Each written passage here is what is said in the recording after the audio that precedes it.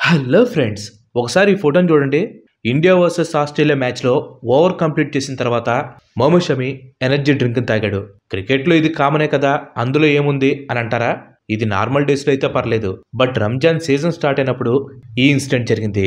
దీంతో కొంతమంది ముల్లాస్ అంటే ఇస్లాం మత పెద్దలు షమి మీద సీరియస్గా రియాక్ట్ అయ్యారు. చాలామంది ముస్లిమ్స్ కూడా షమీని విమర్శించడం స్టార్ట్ చేశారు. ఈ విమర్శల్లో భాగంగా సౌత్ ఆఫ్రికన్ బ్యాట్స్మెన్ అయిన హషీమ్ ఆమ్లాని ఇంక్లూడ్ చేస్తూ తను రంజాన్ టైంలో ఫాస్టింగ్ ఉండి 300 పరుగులు స్కోర్ చేశాడని, కేవలం ఒకే ఒక ఓవర్ బౌలింగ్ చేసి షమీ ఫాస్టింగ్ని ఉల్లంఘించాడని చెప్పి క్రిటిసైజ్ చేయడం స్టార్ట్ చేశారు. బట్ ఫ్యాక్ట్ ఏంటంటే ఆ టైంలో హషీమ్ ఆమ్లా ఫాస్టింగ్ చేయలేదు. జూలై 19, 2012న సౌత్ ఆఫ్రికాకి ఆస్ట్రేలియాకి మధ్య టెస్ట్ మ్యాచ్ జరిగింది. అండ్ ఇదే డేట్ అంటే జూలై 19వ తారీఖున రంజాన్ మంత్ స్టార్ట్ అయింది. ఈ టెస్ట్ మ్యాచ్లో సెకండ్ డేన హషీమ్ ఆమ్లా 300 పరుగులు కొట్టాడు. బట్ ఈ టైంలో ఆమ్లా తన ఫాస్టింగ్ని హోల్డ్లో పెట్టాడు. అండ్ ఇది ఎవరో చెప్పింది కాదు, స్వయాన ఆమ్లానే ఇంటర్వ్యూలో చెప్పాడు. నేను ఇంటి నుంచి దూరంగా ప్రయాణం చేస్తున్నాను కాబట్టి నేను ఉపవాసం ఉండాల్సిన అవసరం లేదు, కాబట్టి నేను ఉపవాసం చేయలేదు, కానీ నేను ఇంటికి వెళ్ళాక దాన్ని పాటిస్తానని చెప్పి ఆమ్లా చెప్పడం జరిగింది. సో ఇక్కడ క్లియర్గా హషీమ్ ఆమ్లా ఫాస్టింగ్ చేయలేదని చెప్పి అర్థమవుతుంది. బట్ చాలామంది ఆమ్లాని ఎగ్జాంపుల్గా చూపిస్తూ షమీని బాగా క్రిటిసైజ్ చేస్తున్నారు. సో ఇన్ కేస్ మీ దగ్గరికి ఇలాంటి వాట్సాప్ ఫార్వర్డ్ మెసేజెస్ ఏమైనా వస్తే మాత్రం వాళ్ళకి జరిగిన విషయం ఇదని చెప్పండి. ఆ టైంలో హషీమ్ ఆమ్లా ఫాస్టింగ్ చేయలేదని కూడా చెప్పండి. ఇప్పుడు అసలు రంజాన్ టైంలో ఎందుకు ఫాస్టింగ్ చేయాలి, ఫాస్టింగ్ చేయకపోతే ఏం జరుగుతుంది, రోజు వాళ్ళు ఎలా ఫాస్టింగ్ చేస్తారు, అసలు ఇది ఖచ్చితంగా చేసి తీరాలా, వీటన్నిటికి ఆన్సర్స్ ఈరోజు వీడియోలో మనం తెలుసుకుందాం. Let's get into the show. Islam అనేది 6 ఆర్టికల్స్ ఆఫ్ ఫెయిత్ అలాగే 5 పిల్లర్స్ ఆఫ్ ఫెయిత్ మీద డిపెండ్ అయి ఉంటుంది. ముందుగా ఆ 6 పిల్లర్స్ ఆఫ్ ఫెయిత్ ఏంటో చూద్దాం. Number 1 belief in God, number 2 belief in the angels, number 3 belief in the messages, number 4 belief in the messengers, number 5 belief in the day of judgement, and number 6 belief in divine degree.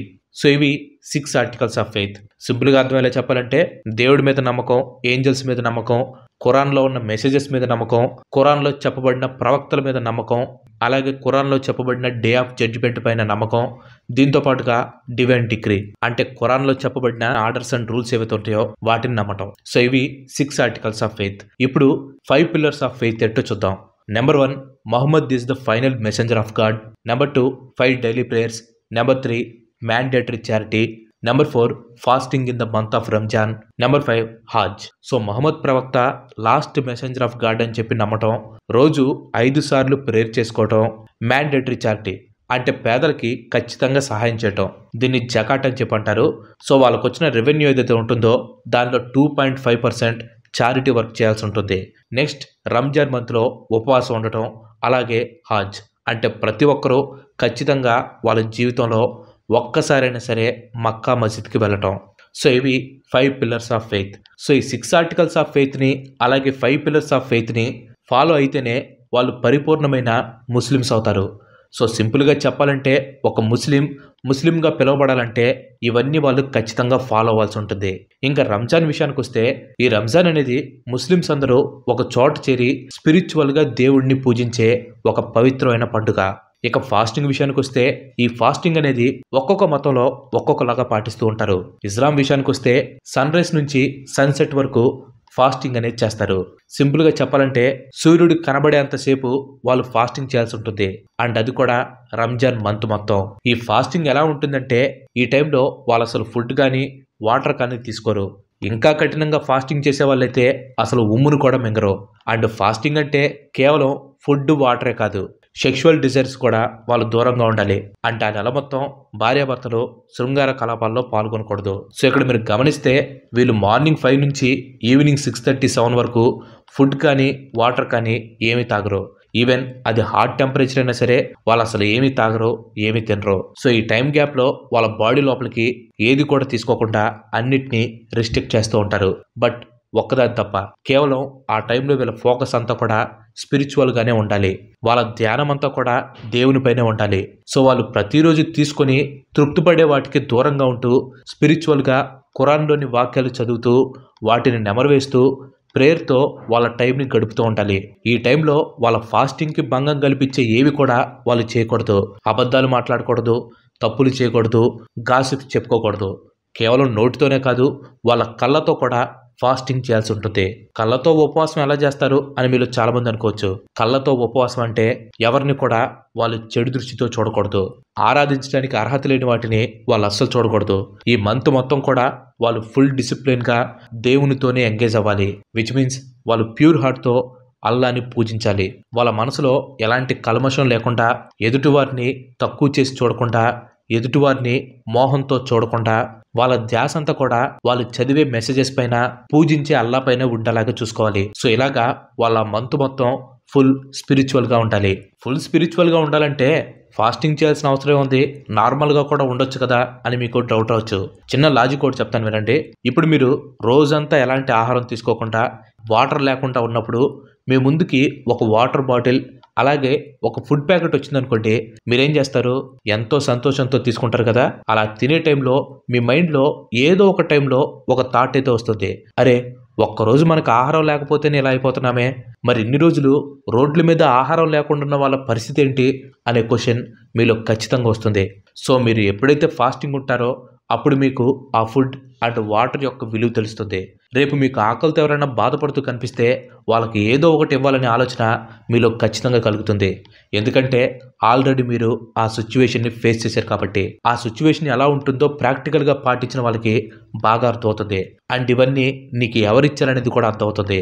దేవుడు నాకు రోజు తినడానికి, తాగడానికి blessings ఇచ్చాడు కాబట్టి దేవుడికి నేను ఖచ్చితంగా థ్యాంక్స్ చెప్పుకోవాలి. అలాగే ఎవరికైతే ఫుడ్ లేదో వాళ్ళకి నా ద్వారా సహాయం చేయాలనే ఆలోచన వాళ్ళలో రావడానికే ఇస్లాంలో ఈ ఫాస్టింగ్ అనే దాన్ని పాటిస్తారు. సో వీటితో పాటుగా స్పిరిచువల్గా ఎక్కువసేపు వాళ్ళు దేవుడితో ఎంగేజ్ అవుతారు. ఎక్కువ సమయాన్ని వాళ్ళు లెక్చర్స్ వినడానికి కేటాయిస్తారు. అండ్ పర్టికులర్గా ఈ రంజాన్ మంత్లో చారిటీ వర్క్స్ అనేవి చాలా ఎక్కువగా జరుగుతూ ఉంటాయి. సో ఈ ఫాస్టింగ్ వెనకాల ఉన్న విషయాల గురించి తెలియని వాళ్ళకి ఖచ్చితంగా ఇదేం టార్చర్రా బాబు అని అనిపిస్తుంది. అఫ్ కోర్స్ దీని గురించి తెలియకముందు నేను కూడా అలానే అనుకున్నాను. బట్ వన్స్ దాని వెనకున్న మీనింగ్ ఏంటో అర్థమైన తర్వాత అది ఎంత గొప్పదో నాకు అర్థమైంది. మనలో చాలా మంది ఈ రంజాన్ మంత్ ఎప్పుడైపోతుందని ముస్లిమ్స్ ఎదురు చూస్తూ ఉంటారు అని అనుకుంటాం. బట్ చాలా మంది ముస్లిమ్స్ ఈ రంజాన్ మంత్ కోసం వెయిట్ చేస్తూ ఉంటారు. సంవత్సరం మొత్తంలో ఈ 1 మంత్ వాళ్ళు దేవునితో స్పిరిచువల్ గా ఎదగడం కోసం, మానవత్వ విలువలు పెంచుకోవడం కోసం, వాళ్ళు చేసే తప్పులు పాపాలకి దూరంగా ఉండడం కోసం, అలాగే అసలైన ఇస్లాం సిద్ధాంతాలేంటో తెలుసుకోవడం కోసం ఈ రంజాన్ మంత్ అనేది ప్రతి ఒక్క ముస్లింకి ఉపయోగపడుతుంది. సో ఇది రంజాన్ మంత్లో ఫాస్టింగ్ చేయడానికి ముఖ్యమైన కారణం. ఇందులో నేను ఏదైనా తప్పు చెప్పుంటే ఐఎమ్ ఎక్స్ట్రీమ్లీ సారీ. మోస్ట్లీ తప్పులు లేకుండా ఉండటానికే ప్రయత్నించాను. చాలా చోట్ల సోర్సెస్ తీసుకుని ఈ మ్యాటర్ని అయితే గ్యాదర్ చేయడం జరిగింది. బట్ స్టిల్ ఏదైనా మిస్టేక్స్ చెప్పుంటే మాత్రం ఐఎమ్ రియల్లీ సారీ. ఇంకా రంజాన్ టైంలో ఫాస్టింగ్ చేయకపోతే ఏమవుతుంది, ఈ ఫాస్టింగ్కి ఏమైనా ఎగ్జామ్షన్స్ ఉన్నాయా లేదనేది ఇప్పుడు ఒకసారి చూద్దాం. బట్ దాని గురించి తెలుసుకునే ముందు ఇంతవరకు ఈ వీడియో చూసారంటే ఈ వీడియో మీకు నచ్చిందని అనుకుంటున్నాను. మీకు కనుక నచ్చినట్లయితే ఈ వీడియోని ఖచ్చితంగా లైక్ చేయండి. అండ్ అలాగే మీరు మన ఛానల్కి ఇంతవరకు కనుక సబ్స్క్రైబ్ అవ్వనట్లయితే మన ఛానల్కి తప్పకుండా సబ్స్క్రైబ్ అయ్యి పక్కన ఉన్న గంటని ఆల్ ఆప్షన్ పెట్టుకోండి. ఆల్రెడీ లైక్ చేసి, షేర్ చేసి, సబ్స్క్రైబ్ చేసిన వారికి చాలా చాలా థ్యాంక్స్. ఇస్లాంలో కొంతమంది చెప్పేది ఏంటంటే రోజా అంటే ఫాస్టింగ్ అని చెప్పొద్దు అనమాట. రోజా అనేది కొన్ని సందర్భాల్లో పాటించకపోయినా పర్లేదని. ఫర్ ఎగ్జాంపుల్ ముసలివాళ్ళు, గర్భిణీ స్త్రీలు, దూర ప్రయాణం చేసేవాళ్ళు, మానసికంగా ఆరోగ్యం బాగోలేని వారు, ఇలా కొంతమందికి కొన్ని షరతుల మేరకు ఎగ్జామ్షన్ ఉంటుందని చెప్పి కొంతమంది ఇస్లాం సోదరులు అంటూ ఉంటారు. అండ్ క్రికెట్ లో పర్ఫెక్ట్ ముస్లిం గా చెప్పుకునే హషీమామ్లో కూడా తను రంజాన్ టైంలో టెస్ట్ సిరీస్ ఆడినప్పుడు ఇదే సమాధానం చెప్పాడు. తన ఇంటికి దూరంగా ఉన్నాడు కాబట్టి రోజాని పాటించాల్సిన అవసరం లేదు, నేను ఇంటికి వెళ్ళిన తర్వాత ఫాస్టింగ్ ని కంటిన్యూ చేస్తానని చెప్పి హషీమామ్లా చెప్పడం జరిగింది. అండ్ మీరు గమనిస్తే ఈసారి ఐసీసీ ఛాంపియన్స్ ట్రోఫీ పాకిస్తాన్ లో జరిగింది. ఇన్ కేసు పాకిస్తాన్ అన్ని మ్యాచ్లు గెలుచుకుంటూ ఫైనల్కి వచ్చుంటే పరిస్థితి ఏమంటే చెప్పండి. సో ఫైనల్ గేమ్స్ ఆడేటప్పుడు ఖచ్చితంగా పాకిస్తాన్ టీంలో అందరూ కాకపోయినా కొందరైనా సరే రోజాని బ్రేక్ చేసే అవకాశం ఉంది. సో అలాంటి టైంలో ఇదే క్వశ్చన్ని పాకిస్తాన్ టీం మీద కూడా వేస్తారని చెప్పి కొంతమంది క్వశ్చన్ చేయడం జరిగింది. అలాగే బంగ్లాదేశ్ టీంని కూడా ఎగ్జాంపుల్గా చూపిస్తూ ఇన్ కేసు ఏదైనా టెస్ట్ సిరీస్లు కానీ లేదా ఓడిఐ సిరీస్లు కానీ బయట జరుగుతున్నప్పుడు బంగ్లాదేశ్లో ప్లేయర్స్ కూడా ఇలానే ఎవరో కొందరు రోజాని బ్రేక్ చేసే అవకాశం ఉందని చెప్పి సోషల్ మీడియాలో క్వశ్చన్లు చేయడం మొదలుపెట్టారు. సో ఏదేమైనా కానివ్వండి, ఒక మతం అన్నాక కొన్ని ఆచారాలు అనేవి ఖచ్చితంగా ఉంటాయి. అండ్ వాటిని మనం ఖచ్చితంగా గౌరవించాల్సిందే. అండ్ కొన్నిసార్లు ఇలా పాటించకపోతే మత పెద్దలు వేసే శిక్షలను కూడా భరించాల్సిందే. కానీ ఇక్కడ శిక్ష అనుభవించాల్సినంత పెద్ద తప్పు అయితే షమీ చేశాడని చెప్పి నేనైతే అనుకోవట్లేదు. ఎందుకంటే ఛాంపియన్స్ ట్రోఫీలో ఫైనల్కి వెళ్ళడానికి షమీ ఎంతగానో సహాయపడ్డాడు. అండ్ సెమీఫైనల్స్ లో తన పర్ఫార్మెన్స్ కూడా చాలా అంటే చాలా బాగుంది. పైగా షమీ ఒక ఫాస్ట్ బౌలర్. సో ఫాస్ట్ బౌలర్కి ఎనర్జీ అనేది ఖచ్చితంగా ఇంపార్టెంట్. అండ్ నేను పైన చెప్పిన దాని ప్రకారం కొన్ని సందర్భాల్లో ముఖ్యంగా దూర ప్రయాణంలో ఉన్నప్పుడు ఫాస్టింగ్ చేయడానికి కుదరని సందర్భాల్లో రోజాని స్కిప్ చేసే అవకాశం ఉందని చెప్పి కొంతమంది చెప్పడం జరిగింది. సో దాన్ని బేస్ చేసుకునే ఇది చెప్పడం జరిగింది. సో దీనికి సంబంధించి మీరేమనుకుంటున్నారో ఖచ్చితంగా కింద కామెంట్ చేయండి. Thanks for watching. ఈ వీడియో కనుక మీకు నచ్చినట్లయితే లైక్ చేయండి, షేర్ చేయండి. అండ్ అలాగే మన నెక్స్ట్ ఎపిసోడ్ మిస్ కావద్దు అనుకుంటే మన ఛానల్కి తప్పకుండా సబ్స్క్రైబ్ అవ్వండి. ఇంకో మంచి ఎపిసోడ్లో మళ్ళీ కలుద్దాం. Till then bye bye. Have a nice day.